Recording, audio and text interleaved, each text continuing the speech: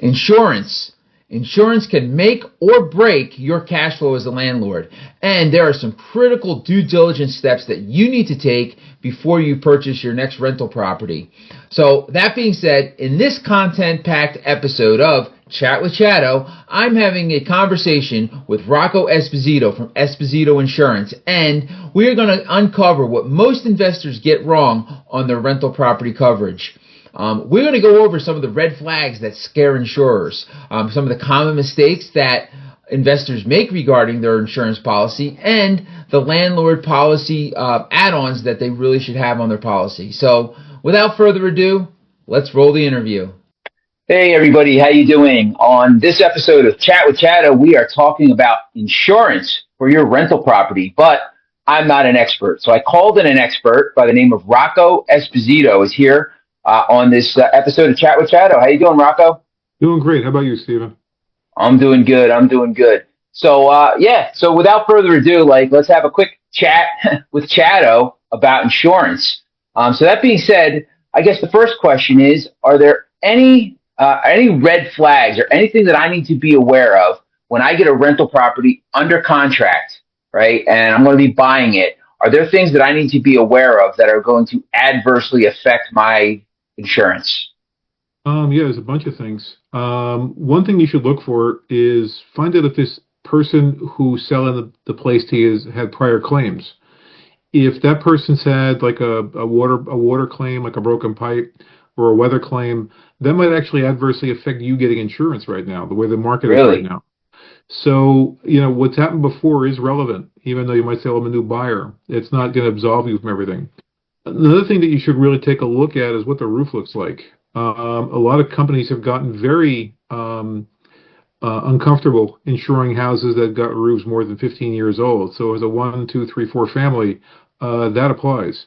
And if you've got a home where you're buying it and you've got, let's say, a water claim from a broken pipe that's occurred in the last couple of years and you've got an old roof, you're going to have a very hard time getting cost-effective insurance. Something else that you have to consider is who the tenant is that you're going to be inheriting if you're buying something turnkey. If that tenant is someone who's had evictions before, it stands to reason you might have trouble with that again. So if there's any public databases you can check on that tenant before buying, whatever's legal, that's something I would recommend that you would do as well. And there's also some other stuff that's of concern for somebody buying it, whether it's a home to live in or whether it's a multifamily to rent out.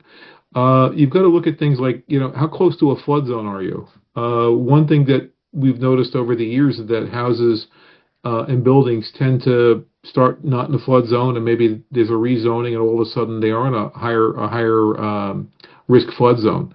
If that happens, you'll be a new buyer might be required to buy flood insurance, and that's simply like them having a tax on the purchase, which could hurt your sale price ultimately someday. Another thing to consider: are there pets on the premises? Does the current tenant have a dog? Is there a pool on the premises or a trampoline? These are things that will make the house much more difficult for you to insure. We used to talk about things like underground oil tanks. We don't really see them very often anymore. That's an encumbrance also. Usually if the tank's in the basement, that's not so much of a problem. But if it's underground, that's still an issue and something to be very concerned about because you inherit the liability that goes with it if you buy that house. Gotcha.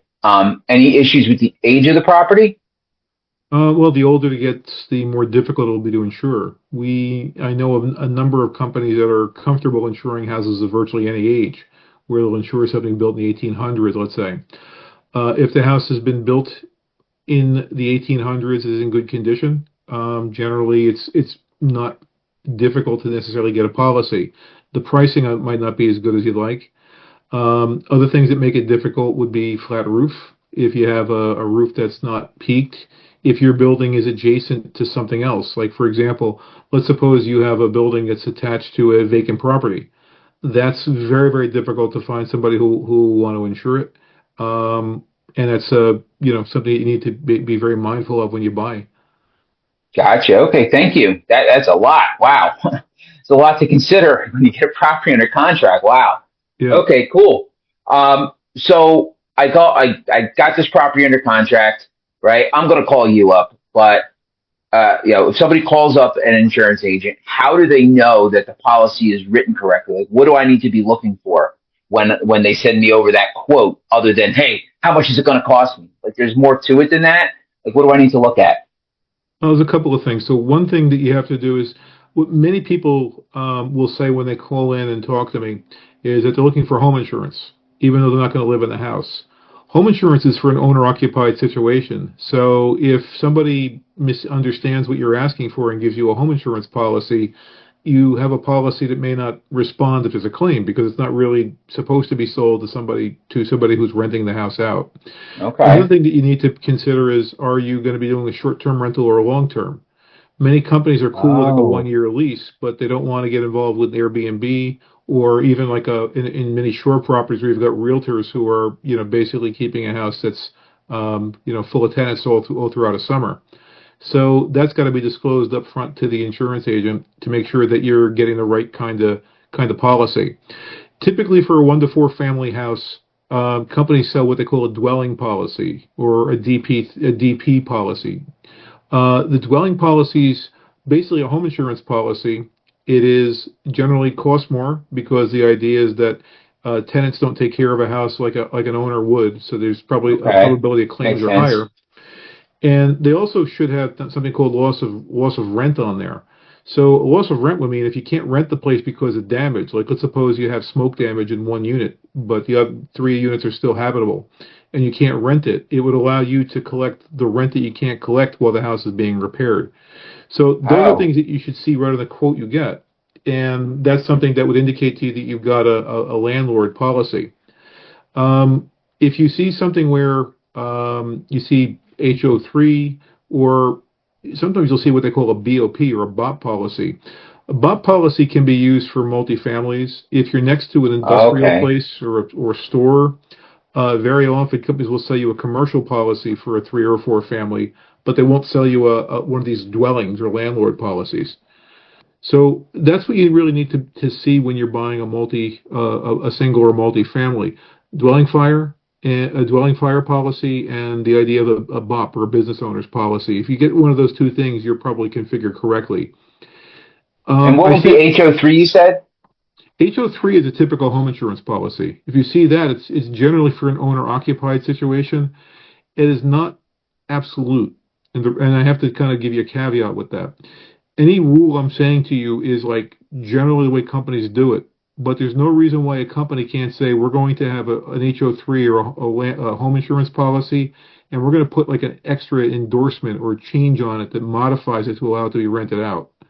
Okay. Those are rare, but if somebody offers that to you, it can be valid. But what I usually advise people is get whatever you're being advised in writing. If you think there's any chance that maybe you've got the wrong kind of policy, but the agent or company is assuring you that everything's fine, get the person to send you an email and document it and save it on file. And that way you can be sure that you've got what you're supposed to have. Another thing to consider, you can have a policy that's designed for, let's say, a 3-family. If you have a 3-family, maybe where you've got a store downstairs or some other kind of a mixed-use environment, those kinds of policies are not used for that. And it could be that the agent misunderstood what you were looking for and sold you something that's correct. So you've got to make sure that the occupancies are considered. That again falls typically into what they call a business owner's policy when you've got mixed use on a building. Gotcha. So you're saying basically, if I call up my insurance guy and I'm like, "Hey, I got a 3 unit I want to insure," and then he gives me thinking it's 3 residential units, and I didn't make it clear that one of the units was actually like a storefront, then I may not have the right coverage. You could have a mistake made. Anybody who's diligent, who's working with you, should look at the building on like a Google Street View or some other source and basically get a feel for it, but they may not, and they may make a mistake with it. In which case, at the end of the day, if you have a situation where there's a claim and it's not the right kind of policy, you're at risk of not getting it paid. Gotcha. Something else you should consider under any circumstance, whether it's a 1 to 4, whether it's a larger apartment building, if you're going to basically have the place under renovations for a while before you rent it. So let's suppose you bought a building and you said, I'm going to get rid of the tenants quickly or there's nobody there, and then I'm going to renovate the place and then put it on the market and try to rent it after the fact. you need to make sure the company's aware of that because vacancy on a building, could be a problem as well.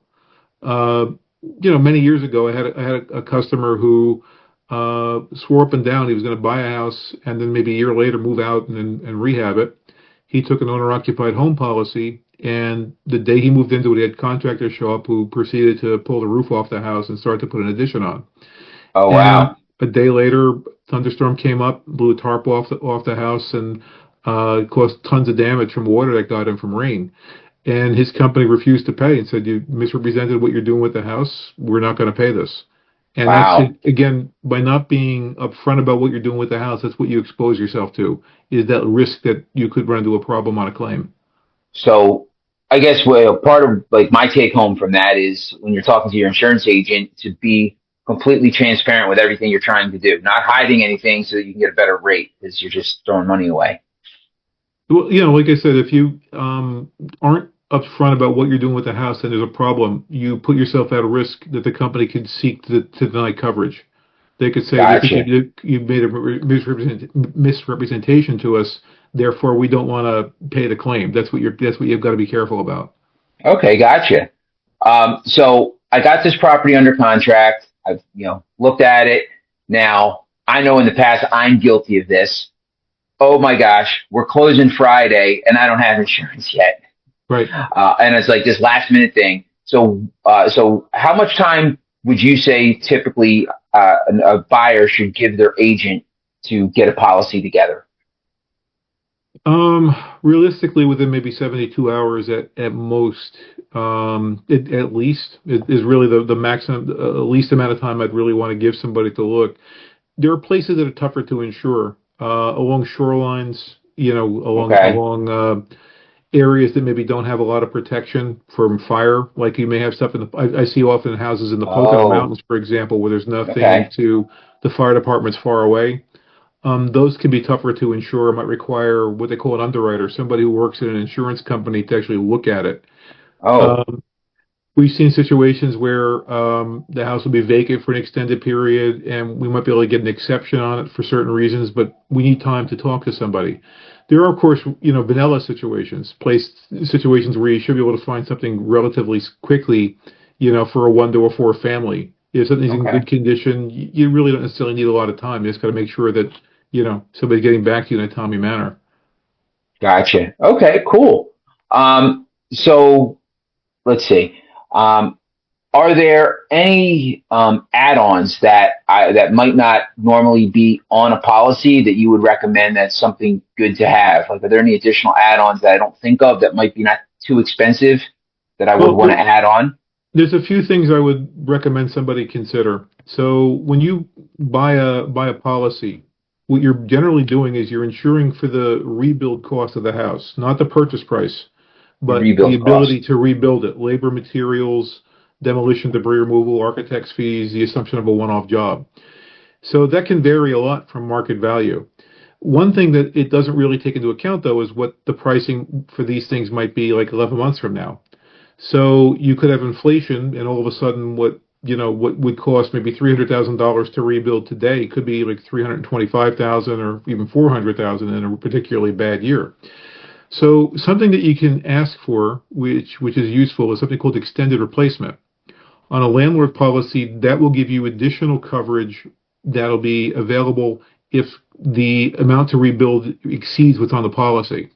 So let's suppose you have a 50% extended replacement endorsement added to your policy, and the place has a fire, you're insured for $300,000, and there's been tons of inflation, and there's been a building boom in Asia, and materials are in short supply.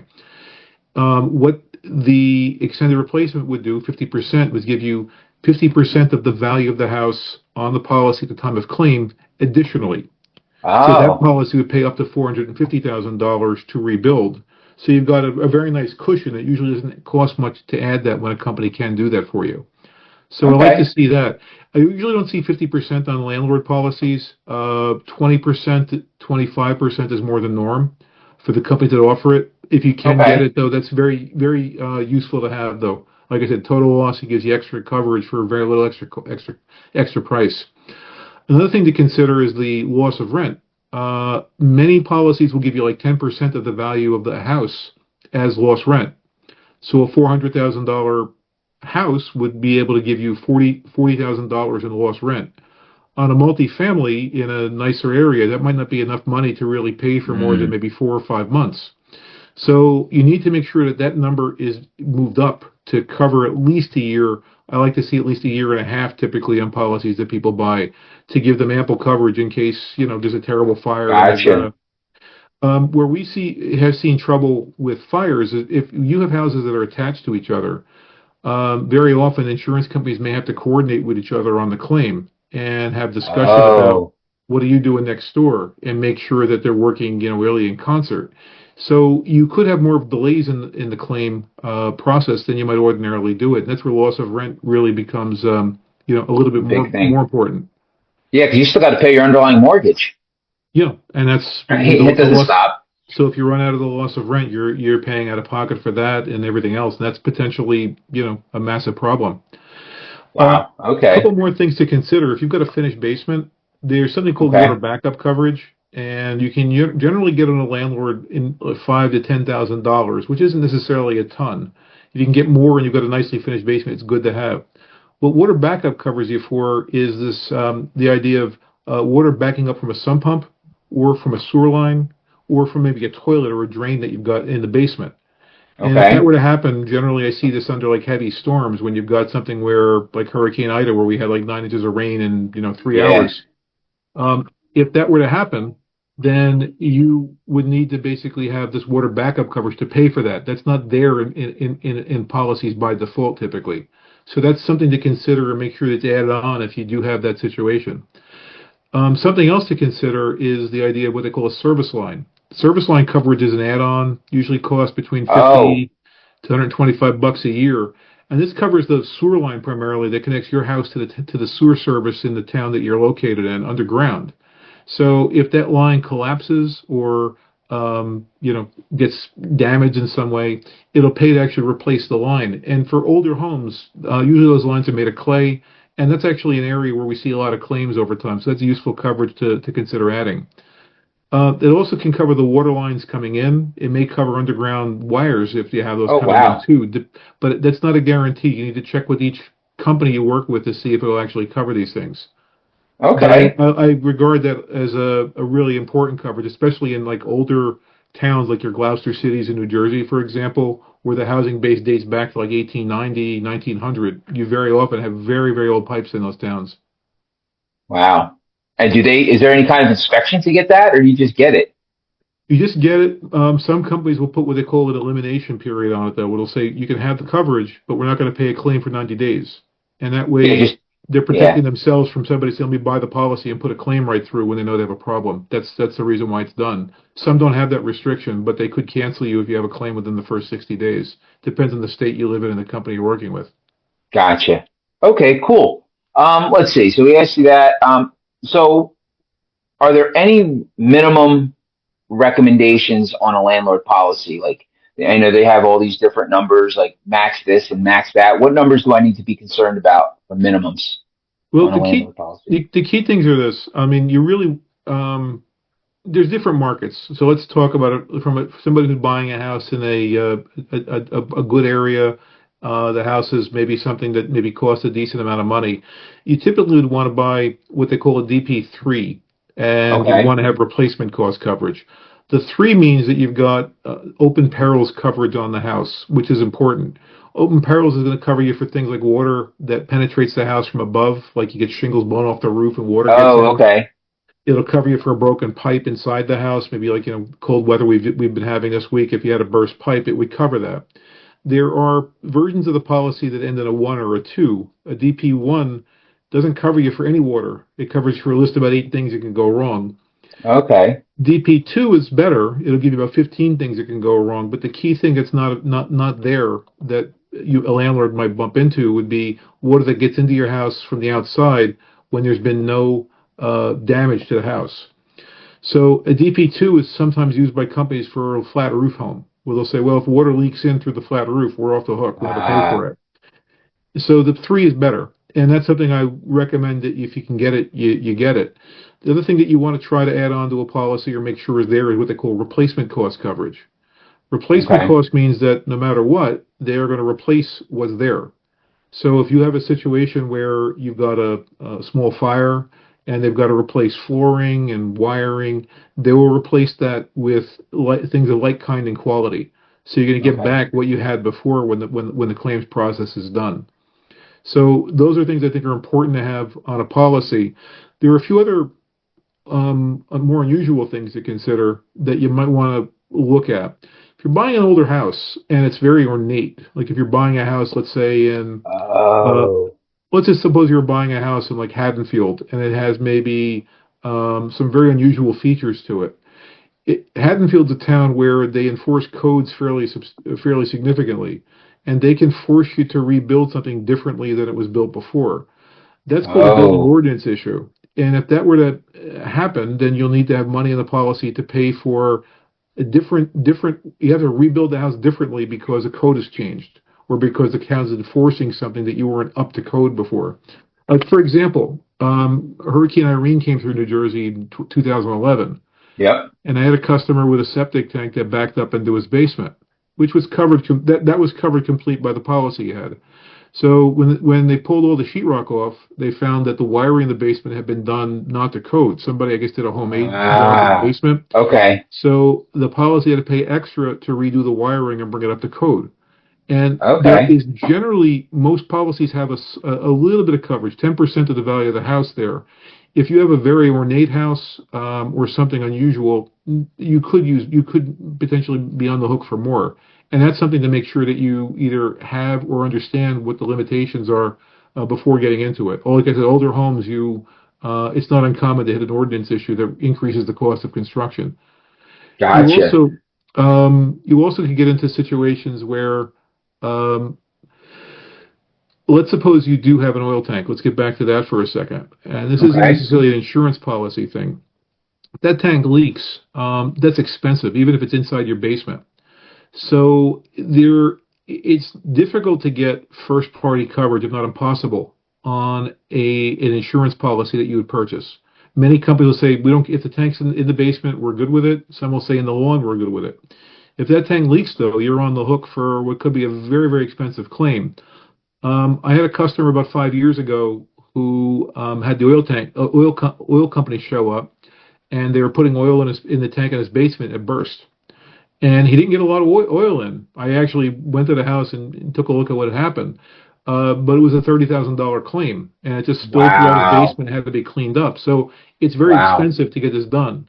There's a company called ProGuard that sells a warranty that can be purchased from oil companies. So we recommend that if you have that tank in the basement, you consider buying a ProGuard warranty for yourself, which will cover against rust outs as well as sudden damage, like somebody, accidentally damaged the tank with like a baseball bat or something like that, messing Wow. around in the basement. So I think it's important to have. And if you have a sump pump in the basement, your biggest concern then is that the oil gets into the sump pump and gets pumped. And Hmm. that becomes a third party claim. And again, you got to talk to ProGuard about how to protect with that. That's not generally going to be covered by an insurance company. And Gotcha. That sounds yeah, it could that's be ugly. important. Where you could Yeah. be Wow. hundreds of thousands of dollars maybe in a claim. And if it's think again, landlord situation, I have no control over the house most of the time. Uh My huh. landlord's, doing something in the basement. He's like, shooting guns. You you don't know, and you need to make sure that you've got coverage for these kinds of things. Yeah. Wow. Okay. Cool. So the next kind of topic I want to talk about was renters insurance. As a landlord, can I even require my tenants to have renters insurance? You can put it in your lease in New Jersey and require it. What we find in practice is that many landlords don't really enforce this particularly well, but it's a good idea to have. And I usually advise my customers to have your tenants carry at least $500,000 in liability coverage. And Half there's a a couple million of in liability. Okay. minimum. The reason I say $500,000, not a million, is because it's easier to get a $500,000 liability limit on a policy than a million. So you're not making it so hard that your tenant can't find it and says, I'm having a really hard time getting it. $500,000 is easy. Liability, by the way, on an insurance policy, a renter's policy, isn't particularly expensive. And it also, a renter's policy will give them coverage for their stuff, for their clothing and their furniture, and even give them a little money to go stay at a hotel until they can find out a place if your place is damaged. Because, Really? yeah, if your place is Wow. damaged, if your place is damaged, your policies will do nothing for your tenant. They Correct. have to have a tenant's policy to cover themselves.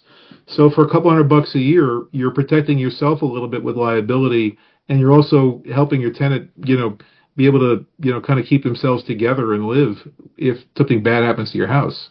So it's probably an important part of the conversation when I'm telling them, hey, you have to have this. Well, look what you get. Like, you're not just right. getting this for me, you're getting it for you. Correct. A lot of tenants might not see it that way, but that is the truth. And, like I said, if they have a fire and they lose all their clothes and furniture, they could be in real trouble. And this will help to protect them a little bit with that. The reason, as a landlord, though, you want the liability is there could be something could happen where maybe the tenant caused a problem. And I'll give you an example. A client of mine has an apartment building where their tenant fell asleep in an armchair with a cigarette. And the cigarette ignited and caused a fire. And thankfully, the tenant didn't get hurt. But they had like a $50,000 claim for the fire that was caused.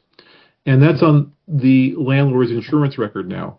And that is impacting the pricing on their insurance going forward for at least 3 and maybe 5 years, depending on the company. So they didn't have landlord insurance. The guy fell asleep, goes up, and now the landlord's policy paid for it, but now the landlord's paying for using it. Correct. And that's how insurance companies look at it. They look at it and say, we have a claim. The odds of having another claim are a lot higher based on statistics, so we're going to charge more for it. Or many companies will just kick you out and say, we don't want you. You can't come back. Wow. So if the tenant had his own policy, because of the kind of claim this was, where clearly he fell asleep in a chair, he was negligent. They could have done what they call a subrogation process, where the landlord's insurance company would have gone against the tenants and gotten the money reimbursed, and that would have helped my tenant going forward, my landlord going forward with the insurance on their property enormously, because they could say we were able to get the subrogated, we have a $0 claim now, and you give that up. Another thing that you've got to keep in mind is that not every policy is maybe a good quality policy. In some states, you don't have to have animal liability, or you'd have small amounts. So Florida will allow you to put like a small amount of animal liability on a policy. So you may have $500,000 in liability or $1 million as a landlord, but an animal that bites somebody on the premises where a lawsuit ensues is only covered for maybe $10,000. Ooh.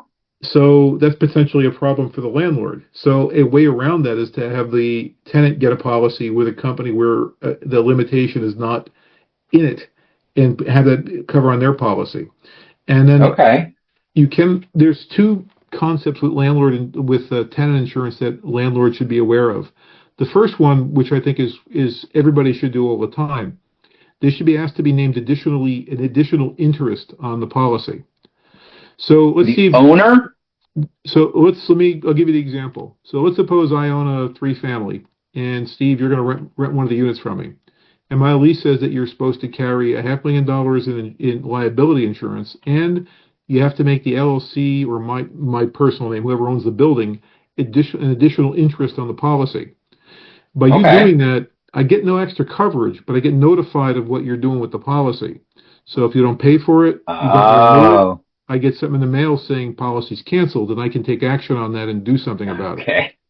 Okay, now there are a handful of companies, and the number has been decreasing over the years, that give a little bit better quality status. It's called additional insured status. That means that the tenant's policy is going to protect the landlord in a claim.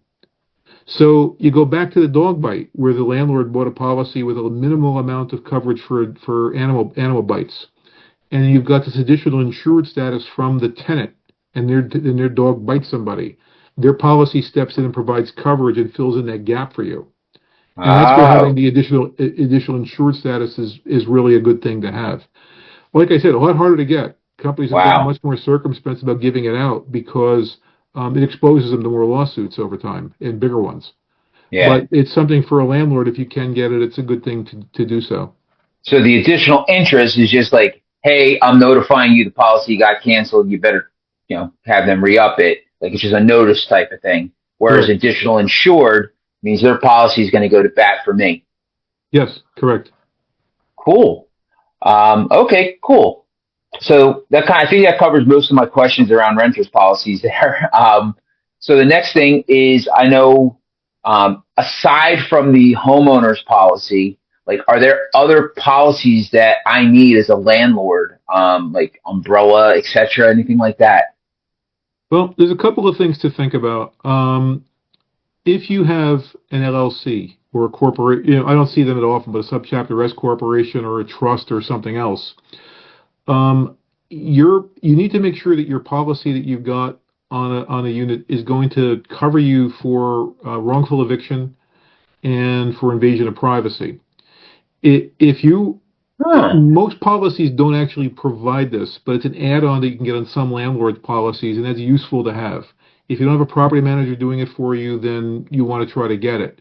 If you own a house in your name and you're renting it out, and you've got another home insurance for yourself where you live, that policy can step in and provide that coverage to you for all the properties you've got that are in your name, but it won't step through an LLC and give it to you.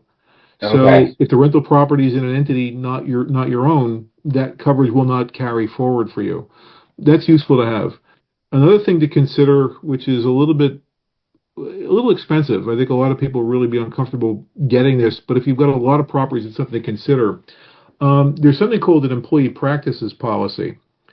A reason to have this is that some of the policies that you might get would have coverage if you're accused for some kind of an untoward thing you might say to a tenant, where it would Okay. say, I regard this as harassment or something like that, and could potentially step in and cover you. It depends on the landlord and what your portfolio looks like. If you have a couple of properties, you're almost certainly not going to buy this. If you have, 400, you might want to say, Mm. look, I need to maybe consider this. Okay. Another thing to consider is the idea of tenant discrimination. If you're doing tenant selection, you need to make sure that somebody can't say, well, you didn't allow me to have this property for X, for whatever reason that might be. You discriminated against me and try to file a suit against you. There are protections you can have if you're working at a higher level that will do that.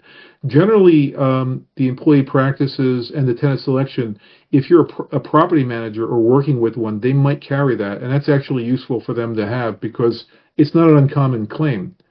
They might say, you're evicting me for the wrong reasons here. You want me out for X because of my beliefs in something or what have you. And that's something where Mm. the tenant discrimination is of substantial value. Again, smaller landlords wouldn't necessarily carry that, but it's something to Yeah. at least be mindful of as like an add-on things you might consider as you build your portfolio over a period of time. Okay. And that leads me that gets me thinking about another potential question, right? You said that if you have a professional property management company, if I'm out and I'm like, you know what, I can't do this myself anymore. I can't self-manage. I got to get Right. professional management. What do I need to say to them? Like, hey, do you have this, this, and this to protect me for their Yeah. insurance? They should have several layers of coverage. The first and most important would be errors and omissions or it's like, think about malpractice. They make some kind Hmm. of a mistake, like they're supposed to schedule somebody to come in and maybe do a repair, and they fail to schedule that person, and then the repairman, and then somebody's injured. That's something where Oh, there could be an errors and omission claim that starts up, and you want to make sure that they have that. You need to be mindful of things like lead. Are they responsible to go out and check for lead in a place that you're going to have? And are they going to work with somebody who might indemnify them and you against their lead inspection that they would do? okay. So that's something else you would consider. They might have general liability. It's really hard for a property manager to get a good general liability policy for that covers them for all tenant locations. Generally, they have to be added as additional insureds on tenants' policies to protect themselves. But that gives them extra protection in case they get sued. And, if you're working with a good property manager, you don't want to see them, getting into trouble. You'd like to see Yeah. them staying solvent. They can and should have the same coverage I talked about just a moment ago. The employee practices, which will give some kind of Okay. harassment coverage. You should make sure that they've got some level of tenant discrimination coverage. Those are things Okay. that are, those are things that a well-run property management company really would have. And those, if they can't show this to you, you might think twice and find somebody else who does have these things. Gotcha. Wow. It's a lot of information. It's a lot of information today, Rocco. I appreciate it. Wow. So I appreciate like your time to like kind of go through all this and answer these questions. How do we, so I know I know how to get in contact with you, but like if somebody has a question or wants to talk to you about policies, what areas do you work and how do we contact you? Well, my phone number here in my office is 973-284-1083. You can call, you can even text to that phone number and we'll get back to you promptly. It accepts texts. You can also email us. My email address is Rocco, my first name, Rocco, at espositoinsurance.com.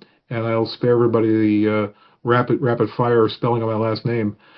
So if you want to get in touch with us as well, you can look at our website. It's www.espositoinsurance.com. Otherwise, just call Steve and ask him for my phone number. There you go. And at the same time, I want to put that down in the comments of this video so that we can you have that available if you want to reach out to Rocco. And what areas what states do you practice in?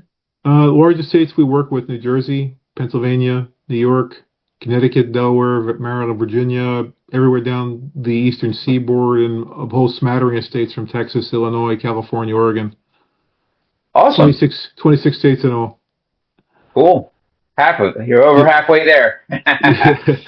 Awesome. Well, thank you very much. I appreciate your time this afternoon. Another episode of Chat with Chatto on insurance is in the books. And you guys have a great one, and we'll see you on the next episode. Okay, thanks for having me, Stephen. Bye-bye.